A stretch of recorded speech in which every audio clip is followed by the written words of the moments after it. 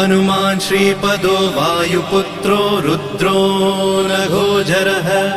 अमृत्यवीरवीरश्च ग्रामवासो जनाश्रयः धनदो निर्गुणः शूरो वीरो निधिपतिर्मुनिः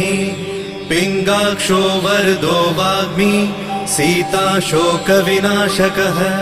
शिवः शर्वपरो व्यक्तो व्यक्ताव्यक्तो धराधरः पिङ्गकेशः पिङ्गरोमा श्रुतिगम्यः सनातनः अनादिर्भगवान् देवो विश्वहेतुर्जनाश्रयः आरोग्यकर्ता विश्वेशो विश्वनाथो हरीश्वरः भर्गो रामो रामभक्तः कल्याणप्रकृतिस्थिरः विश्वम्भरो विश्वमूर्तिर्